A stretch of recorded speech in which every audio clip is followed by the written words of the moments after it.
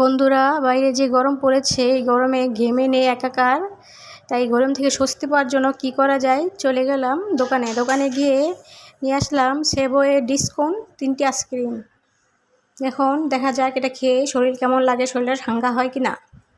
ঠান্ডা করার জন্য প্রথমে আইসক্রিমগুলো খুলে নিলাম। দেখো আইসক্রিমটা কীরকম, খুব সুন্দর আইসক্রিমটা এখন খুলবো।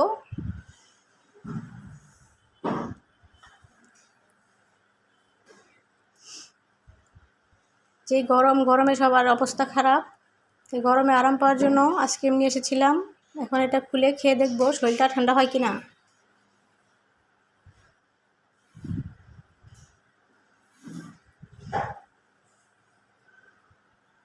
আইসক্রিমটা খুলতেছি আর অমনি দেখো আইসক্রিমের থেকে চকলেট খসে পড়েছে। ও বাবারি, দেখো কি এক অবস্থা।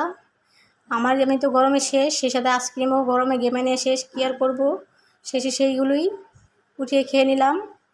এখন এইভাবে কোনটা খেয়ে নিলাম, কোনটা খুব ক্রিস্পি ছিল, খুব টেস্টি ছিল। এবার আস্তে আস্তে পুরো আইসক্রিমটা খেয়ে নিলাম। খেয়ে খুবই দারুণ লাগলো, শরীর মনটা একটু চাঙ্গা হলো।